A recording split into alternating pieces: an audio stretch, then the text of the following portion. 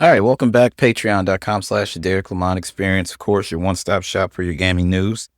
How the hell is everybody doing? Hope you had a great week. Just kind of recovering from summer game season.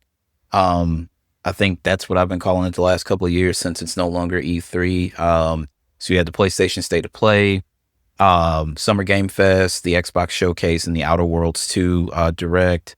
No Nintendo Direct. Future Gaming Show. What else? Devolver Digital, I'm pretty sure, did their showcase, the PC Gamer Showcase, all that stuff. I watched the main ones. I do play some stuff on PC, but a lot of it is actually games I've already played before, and I just want to play it on PC, unlock frame rates and stuff like that. Red Dead 2, Alan Wake 2. There's quite a few games in my Epic Games library and quite a few in my Steam library as well. So, that's mainly what I use my PC for, and recording gameplay, streaming, stuff like that. That's what I'm here to do. So hopefully you guys were able to catch some of the shows. And if you weren't, I had recaps and stuff like that, and audio and video of the Xbox Showcase. So I hope you guys enjoyed that. I should have done the same thing for the PlayStation Showcase. I didn't think about it at the time. In due time, that will be the way that I handle these things going forward. Again, if you are listening on the free feeds, these episodes drop on Saturday afternoon on Patreon at 2 p.m. For the patrons, and then they go live everywhere else on Tuesday mornings at 9 a.m. to be a patron. All you got to do is click on that link. If you're listening on the free feeds, there's a link in your preferred audio platform, whether it be Apple, Spotify, YouTube, wherever in the show notes. Click on that link. For audio only, it's a minimal price. There's a tier that's video only, and then there's a tier that combines both of them. I'm going to start expanding the Patreon to more family and friends. I'm inviting some people on. I've already had like nieces and nephews and stuff like that on, and we're all having a really good time. So it's cool to be able to spend this time with each other. But of course, we've got to get down to business today. You know what this is. You know what we do, ladies and gentlemen. This is the Week in Gaming, of course. Starting out really quickly. Actually, I'm going to save that. We'll get to that in a bit. I have so much stuff in my notes. Pardon me. Where were we? Oh, so there's a PSA about these Switch 2 battery charge indicators displaying incorrectly. It's an easy fix from Nintendo. What you need to do is power off your console, press and hold down the volume up plus button and the volume down minus buttons, and power on the system. Keep holding the plus and minus until you're in recovery mode, and then press the power button to turn it off. Now the console will display the correct battery percentage at that point. This isn't something I've run into. I've been pretty lucky because every time somebody had like an issue, I don't have any wood to knock on. Is this? I don't think that's real wood. Oh, actually, right there, that's real wood. Knocked on my desk to the left of me. I remember when the PlayStation 3 came out, everybody was like, yeah, people are talking about theirs have blown up in their entertainment center and stuff like that, or the cord shorted out. Didn't happen to me. The red ring of death, so the Xbox 360 came out November of 2005. I got mine at launch. I didn't incur the red ring of death till 2009, I believe.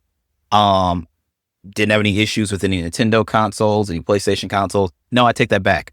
The PlayStation 5, that error code that we were all getting, and it started literally the day after the 1-year warranty from the launch of the console expired. But luckily Sony was like, yeah, that's not your fault. We're going to go ahead and send you a box. You ship it back to us and we'll get it back to you as soon as possible, which was like a week, maybe. So they took care of that. I didn't have to pay out of pocket. There was an issue with the PlayStation 3, the launch ones. I think it was the graphics card might've went out or something like that. I can't remember what that issue was. I had that repaired and it went out again. And I bought the Slim.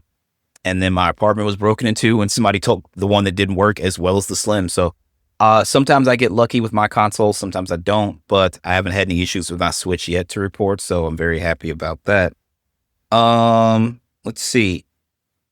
This one I'm actually going to push off as well because this kind of falls into what we were talking about or what I was going to push off in the other situation. Really quickly, since we like to talk about PlayStation Plus games of the month as well as Xbox Game Pass games of the month, we have some news from VideoGamesChronicle.com. Sony says it will continue to adjust PS Plus pricing as more players choose higher tiers. In its latest business segment, Sony noted that financial years 22, 23, and 24, the percentage of PlayStation Plus subscribers on higher tiers has continued to grow. Quote, subscribers are increasingly choosing our premium and extra tiers, which now represent approximately 38% of total subscribers, SIE President and CEO Hideki Nishino said during the presentation. We'll get into the fiscals of that in a second.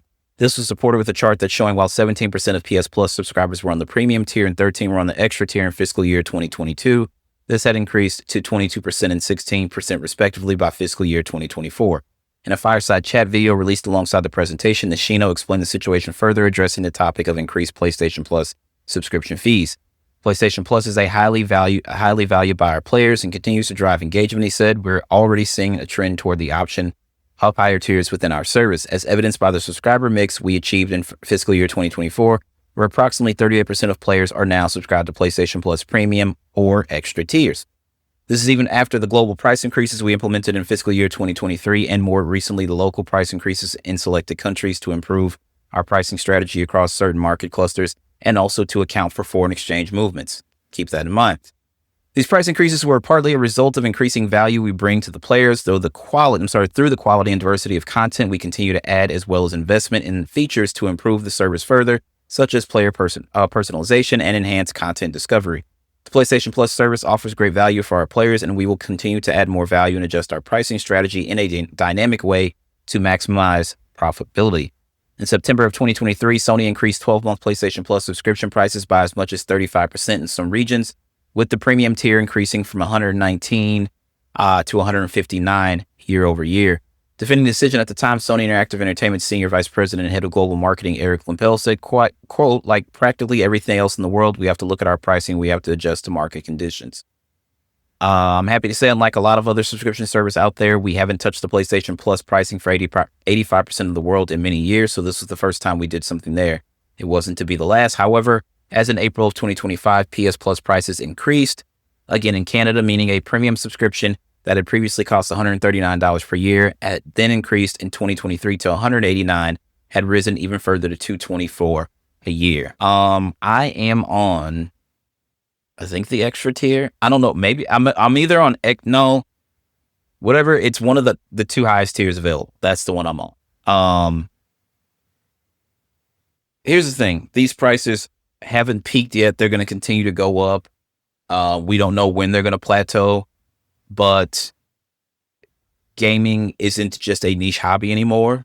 It can be an expensive hobby. I do want to let you know that.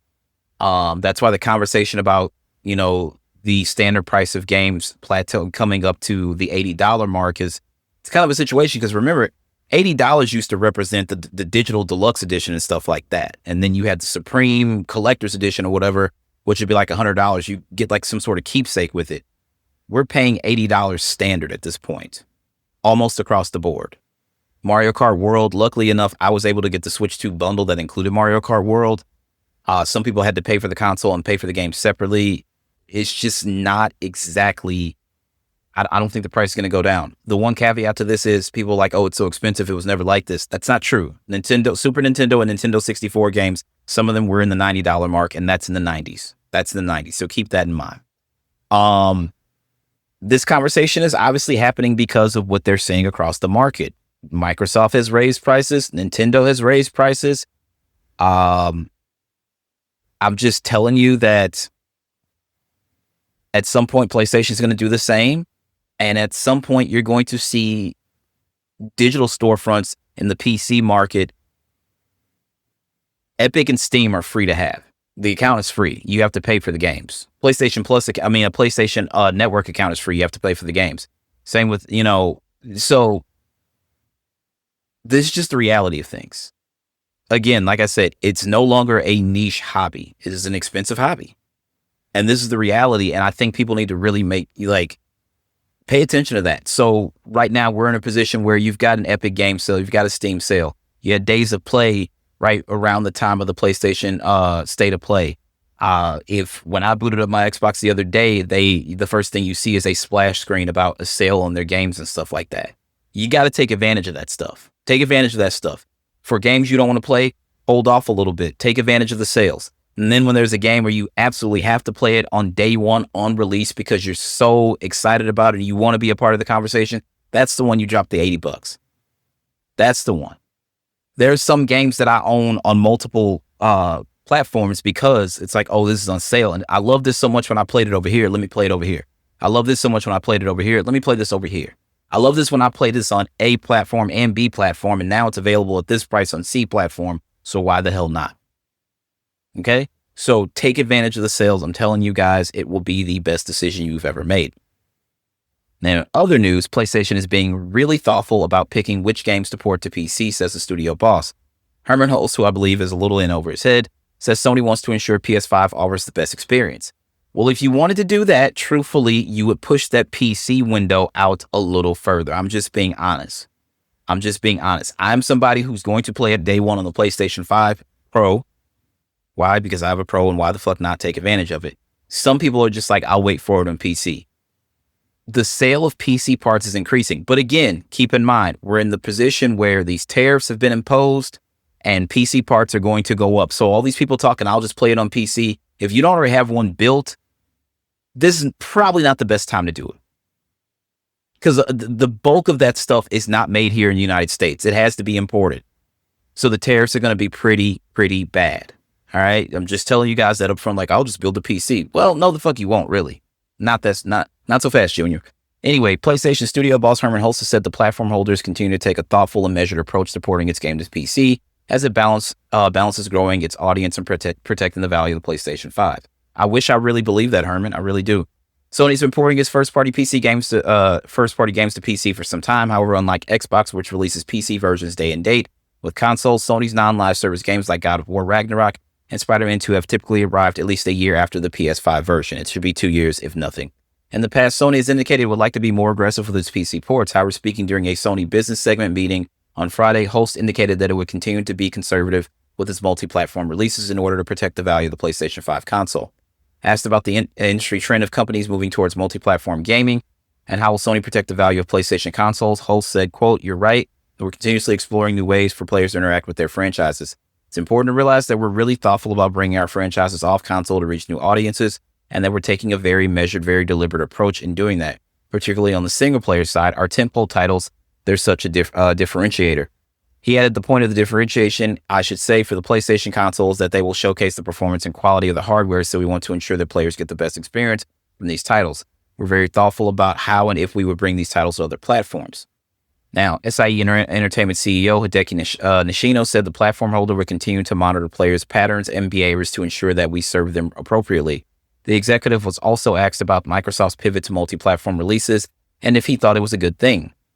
Quote, "We think that competition in the business is healthy and pushes us to innovate," he replied. "There are multiple participants who together drive the overall gaming industry. And while there are new engagement models being explored, we ultimately think this is a good thing. However, as I mentioned earlier, we are confident and committed to our current strategy, and there's an urgent need for us to pivot. There isn't, an urgent need for us to pivot." So they still believe in the console, partially. They still want to get that money over on PC. This is always going to be an interesting conversation when it comes to PC releases of console games. Why? Because Xbox is doing it day and date, and now Microsoft is pivoting to this multi-platform strategy where this new Xbox is supposed to run PC gaming stores like Steam and Epic and stuff like that. The ROG Ally is out there. We're going to talk about that in a second. Some people have played it. Well, now you can just boot up your Steam library. If you have PlayStation games in your Steam library, it's not an Xbox handheld per se. Again, we'll get to that in a second.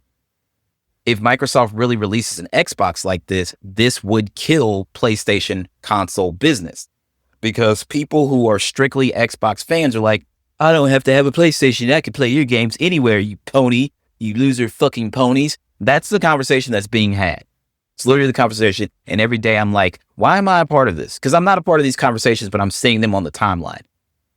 If I'm Sony, yeah, I'm just not going to allow you to play. Like, it's one thing if you want to play it on PC. I think that there's got to be something where it would detect what kind of hardware it is. I don't know. Or maybe you make the games playable only on mouse and keyboard. Or I don't know. I don't know how. I've heard about people saying there would be like a kernel that would only work on a PC store and it could detect things. And like, I don't know.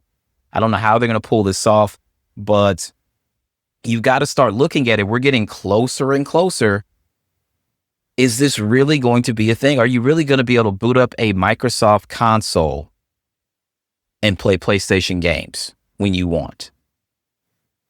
Like, Microsoft is essentially killing off their own console business by this matter. And now because they're implementing this, they want to kill off the PlayStation console business as well. If you can't compete, just drop out of the race. This is essentially cheating, if you ask me. I don't care what anybody says. This is not console fanboy talk. This is a back door into my ecosystem. And if I'm PlayStation, I don't know. You might have to let your lawyers do the talking. Because it's one thing for PC, but like when you're talking about, oh, well, now you'll have your PC store libraries available and you just boot the games from your console, that's a back door into your ecosystem. Because what if Nintendo, who's very, very strict about their IP, what if Nintendo said, hey, why don't we put Super Mario 3D World on PC? Like, oh, it's been out. It came out on the Wii U. We put it out again. There wasn't a Switch port, actually, now that I think about it. But it's like, oh, it's out. And Microsoft's like, oh, you're going to put it on Steam and Epic? Well, cool. On our new Xbox, you can play that game. And Nintendo's like, whoa, what the fuck is going on? I think that's the issue. Like, Sony wants to get that extra money on the PC. And I got to tell you, I would be looking, I would just be like Nintendo, like, no, we're cool. You can have that extra money over there. You can have that extra money. We'll stay over here. Because then I know that you absolutely have to buy my console. I just think it's crazy. Like, there's got to be a way. Like, I would definitely be trying to figure out a way to stop this. There's no way I just let this happen. In other news, this is all, the first half of the show is all Sony stuff. The back half of the show is going to be Microsoft stuff. So I'm just telling you right up front. Also coming out from these Sony meetings, Sony says the PS5 performance required for a great experience on a big screen. The Switch 2 launched last week, setting hardware sales records globally and in Japan, notably for PlayStation. Nintendo's console has improved specifications, bringing it more in line with modern platforms, though it's still closer to PS4 than PS5 in terms of raw horsepower. Launched with a broad selection of third-party games. Speaking during a Sony business segment meeting on Friday, Sony Interactive Entertainment's new president and CEO, Hideki Nishino, was asked if he was concerned that the Switch 2's improved specs and Nintendo's improved relationships with third-party publishers would provide tougher competition for PlayStation in the coming years. Nishino said, quote, "We closely monitor the overall gaming industry, including the actions of other market participants," he responded.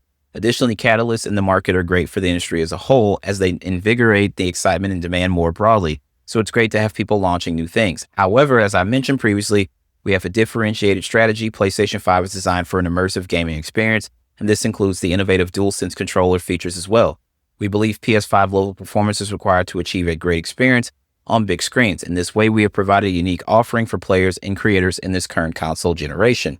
He continued, however, publisher strategies are increasingly shifting towards being multi-platform, so more platforms can run the same game, which is great from a creator's perspective. Among those platforms, our mission is that we will continue to be the best place to play and publish. As such, we've empowered our creators to leverage our offering and services to create amazing, unique experiences for players with high engagement and great monetization opportunities.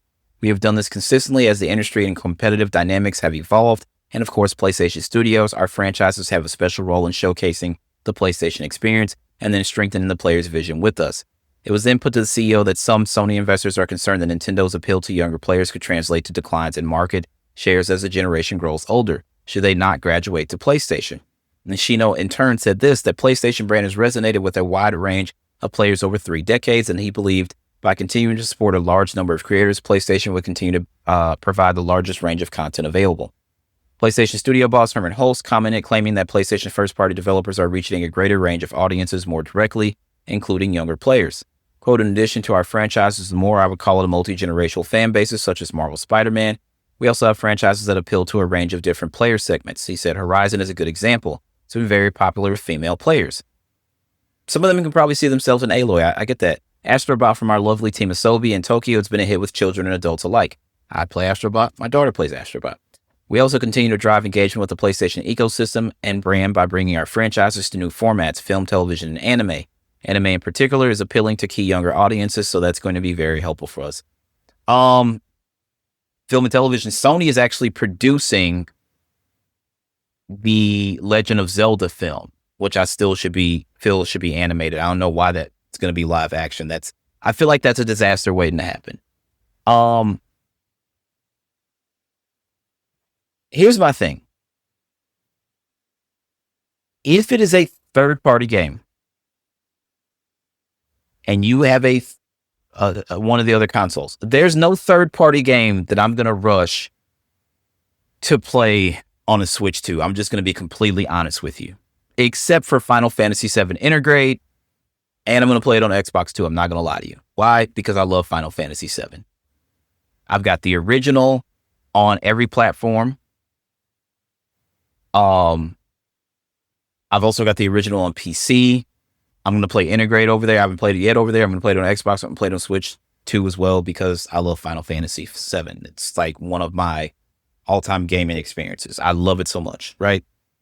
But other than that, it's like, oh, Cyberpunk 2077 is available on Switch. Yeah, but I'm not going to play it over there.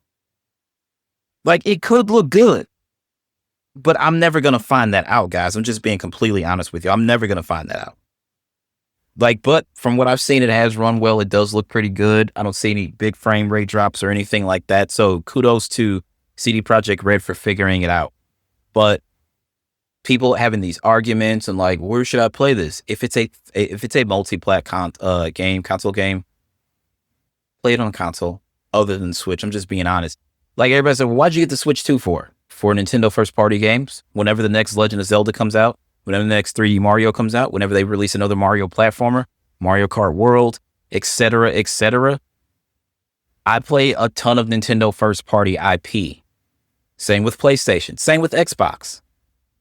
Now, Microsoft has taken the approach that there's no such thing as an exclusive at this time. So Gears of War Reloaded, I'm getting a free copy on Xbox because I already own the Ultimate Edition. Am I going to buy it on PlayStation 5? Fucking right. Yeah, because I really play games. I don't just do this podcast to say, oh, I have a gaming podcast. This is what I really do. So yes, I'm going to play it on PlayStation 5 Pro to be exact. But I don't think Nintendo nor Sony are afraid of each other. And I don't think Microsoft is even putting themselves in the conversation anymore. Like, they kind of dug their own hole. And the biggest critique of Microsoft the whole time was Gears, Halo, Forza, then what? They have no games. They have no games. They have no games. So it's like, okay, let's go out and buy a bunch of studios, which they did. And it's like, okay, this is cool. It's all right. But where's the rest of it? Because we're only going to get a Forza Horizon every so many years. We're only going to get a Forza Motorsport every so many years. We haven't seen a Fable game in God knows how long. And we thought we were going to see Fable at the summer showcase, and we didn't see it. So it's like, oh, Fable got pushed to 2026. Gears, Halo, Forza. Gears, Halo, Forza. That's where people were saying. So let's buy up these smaller Ninja Theory and Double Fine and whoever, Obsidian. Like, let's buy up these other studios. Still no games, right? Okay. Let's go shopping, Phil. Like, people forget, like, yeah, they gave Phil a blank check and he went out, I'm going to acquire Bethesda's ZeniMax. Cool. Great. Whatever. Let's foster this relationship with EA so we can have EA games in the vault in Game Pass. Okay, cool. Whatever. Damn, the Bethesda one didn't really work out. The EA, like, we're not getting EA Sports titles day one in Game Pass. We're not getting Jedi Survivor, Jedi Fallen Order day one in Game Pass. What are we going to do? Let's call up Activision Blizzard and see how much it would cost to bring them in. I mean, they've been fucking up over there, having these really crazy hotel parties and whatnot. Okay, so we buy them. So you've bought 2 publishers and like 10 studios or something like that. From the Xbox One to the current place where we are.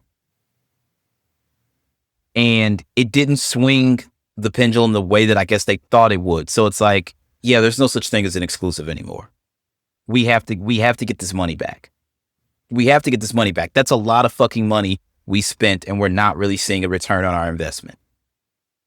And some studios have been closed. Redfall was an unmitigated disaster. Hi-Fi Rush was a great game, and they're like, yeah, we're going to close the studio. What? So you look around at the landscape, and it's like, does Microsoft even include themselves in that conversation anymore? And again, they dug their own hole. They really did, which is really, it's just really shitty.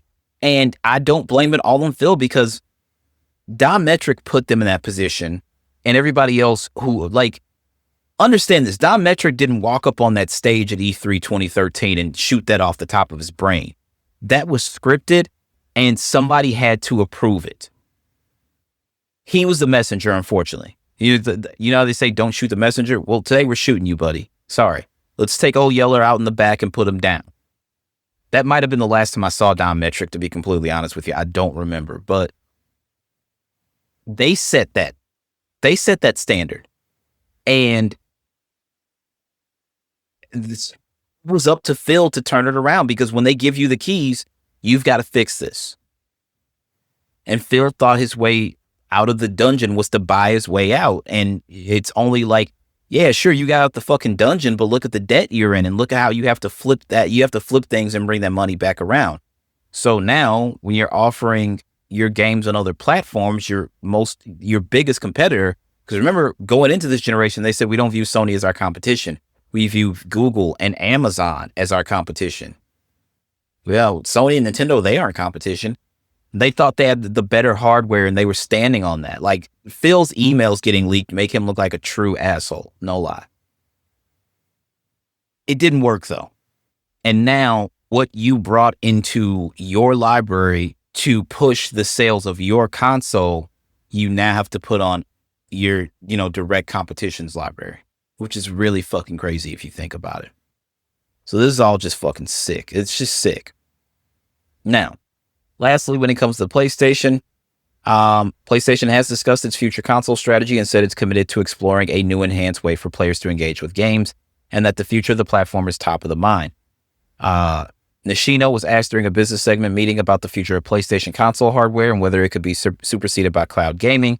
He emphasized that PlayStation now has multiple generations of experience providing players with cloud-based gameplay, and stated that while he views it as a viable option for players, he believes overall demand remains for the local execution of games.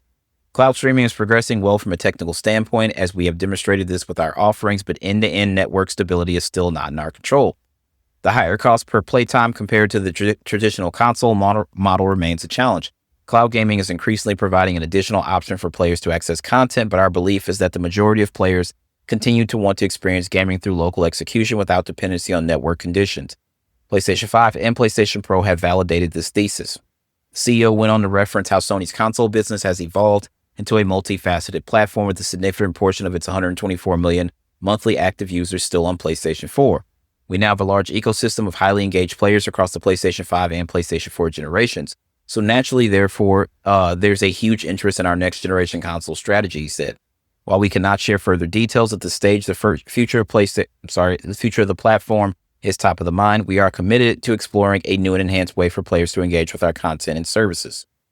According to documents published as part of the court battle over Microsoft's Activision Blizzard acquisition, Sony doesn't expect to launch its next console until 2027-2028 at the earliest. Sony has reportedly contracted AMD to design and fabricate the PlayStation 6's chip due to the company's prioritization of backwards compatibility, which should be awesome. SIE's SVP of Finance and Corporate Development, Lan Azar, was then asked in Friday's business segment interview if Sony expects to see an impact on profits in the year its next console launches, as has been typical with past consoles. Azar again emphasized the point that Sony's players are engaged across multiple platforms, including PS4, PS5, and PC, and noted that the vast majority of its revenue now comes from subscriptions and microtransactions, which should provide protection during any future platform migration. As Nishino-san mentioned, we're still exploring what the future of our platform will look like. So therefore, whilst we cannot provide any further guidance on operating income in future years, I'd like to reemphasize that our financial profiles as a business has evolved in line with our strategy. So we've reduced traditionally, cyclically, as you describe it, by establishing a large ecosystem of players across PS5 and PS4 generations, which provides recurring revenues. This has driven overall high and stable level of spend on content and services, which, by the way, now constitute over 2/3 of our revenue, providing a consistent, predictable, and profitable base of our revenue. Azar added PS5 represents our most engaged players with the highest spend per player versus prior generations. Our PS4 players are are still active in spending. By providing players with increasing options of how to access the platform, we're able to better target the different play patterns and monetization profiles of different customer segments.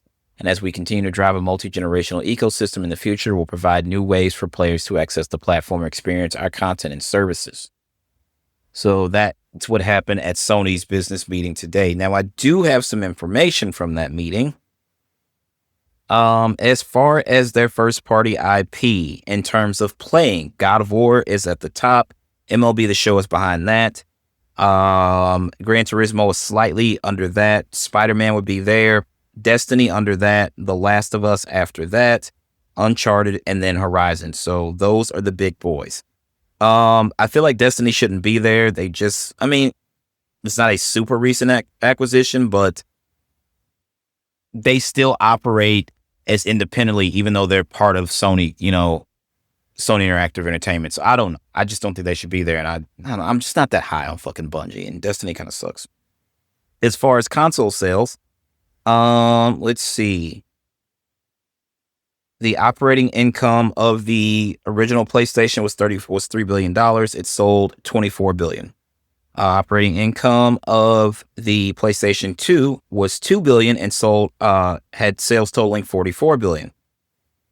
Operating income for the PlayStation 3 was $4 billion and did $71 billion in business. Operating for the PlayStation 4 was $9 billion and sales of $107 billion.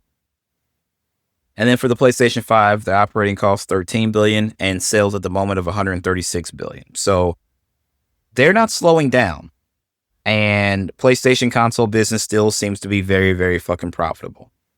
But again, 27 is not that far away because it's already 25 and we're exactly halfway through the year. So we should probably see, because nothing stays sacred in the land of the internet. I would not be surprised if we see a piece of tech next year and like, what is that? And then we find out that it's the dev kit for the PlayStation 6. And if Intergalactic comes out at the end of the PlayStation 5 generation, there will be a PlayStation 6 version of it come launch of that console. You can bet your butt on that. You can 100% bet on that. So that's most of the news though today. From the PlayStation business meeting, they didn't talk about any games or anything like that. Now, really quickly before we get into other business, Capcom says it considers Switch 2's controversial game key card titles as digital sales. Digital keys in a box have attracted criticism from preservationists. As in its most recent financial results, whether sales of game key cards titled Street Fighter 6 are recorded by the company as physical or digital units, the company stated that they would be recorded as digital sales. Game key cards have attracted criticism around Switch 2's launch for the fact that they contain no more than a digital activation key for game titles rather than any game data. The only difference between a game key card title and a digital download is that the former can be resold and will work on other Switch 2 systems without the need for virtual game card lending. So for the majority of the third-party Switch 2 games are game key cards, with only a few exceptions, reportedly because only one side of the card is available to developers, and that's the 64 gigabyte card. And I'm not very surprised about that. Not surprised about that. The digital advent took away the pack-in title. Now they exist as part of the bundle, but you don't get a disc or a cartridge. Like on the Switch 2 packaging, there's a Mario Kart sticker on it, and that's how you know you got the Mario Kart bundle. And when you open it up, it's just the Switch and then a little card with the digital code to download Mario Kart. And it's crazy because it's like, I want to collect Switch 2 games physical, but they don't fucking exist. They're not real. Like, I'm sure Nintendo first-party games are going to be because they have access to the cards, but for the third-party developers, biggest card you can give them is 64 gigs, and like, I don't remember how many gigs Final Fantasy VII Remake was on PlayStation 4, but it wasn't small by any matter, so that's going to be a game key card as well. I just know it is, but I don't know. This is the times. These are the times. So let's talk about the Asus ROG Ally. This comes from PureXbox.com. Everybody's saying this is an Xbox. This is an Xbox because of the tagline. This is not an Xbox, guys. I'm here to tell you. It's a PC gaming handheld that happens to play some Xbox titles, not all. If it's an Xbox Play Anywhere title, it plays it. Somebody said that they had, I forgot, I wish I took a screenshot of the tweet, because he said he has so many Xbox titles and only 8% of them are Xbox Play Anywhere. So a small portion of his huge, vast library is playable on the ROG Ally. Incredible.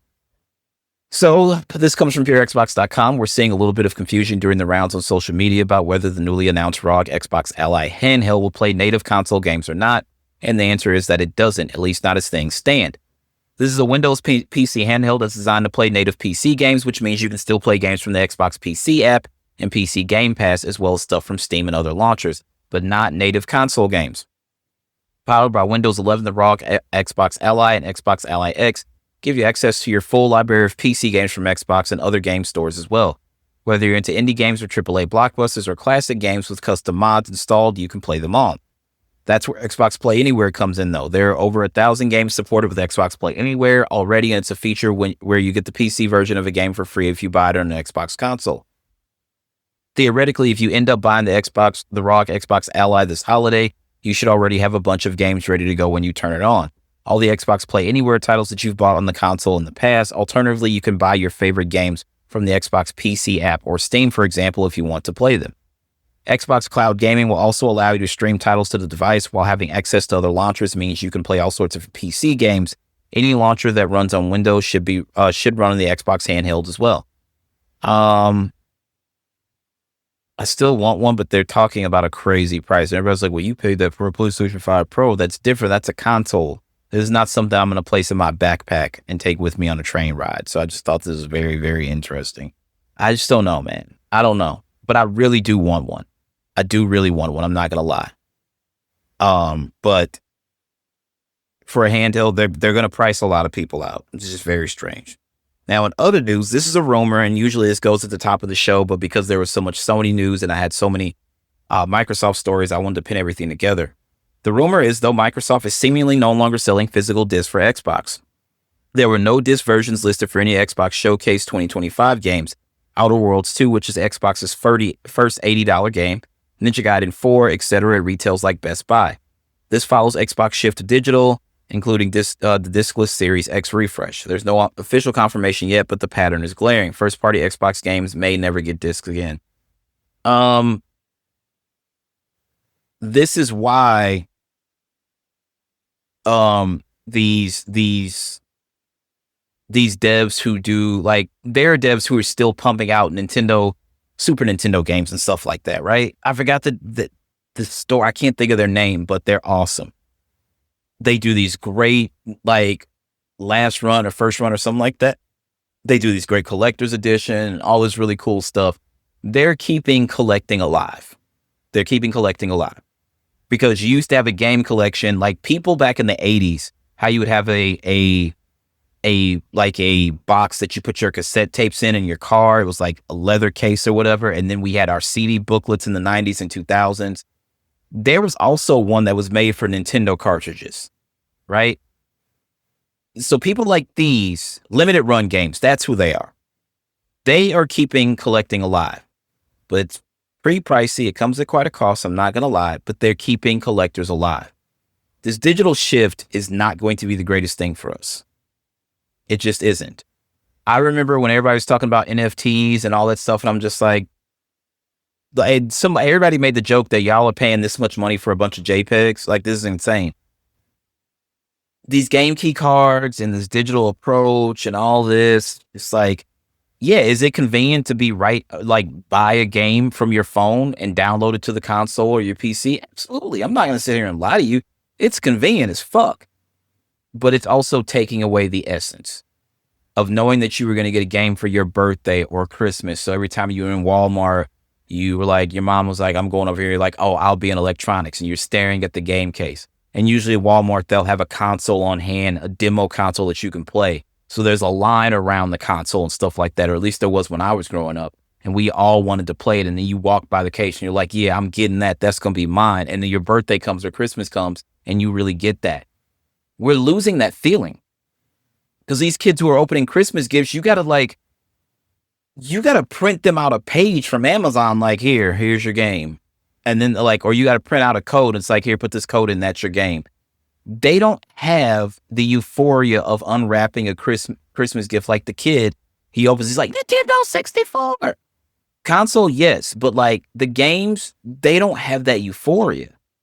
They don't have that moment. And it's because of digital. And I know that it's better that we don't have landfills full of fucking Atari cartridges and stuff like that. I know with digital, there's no muss, no fuss and stuff like that.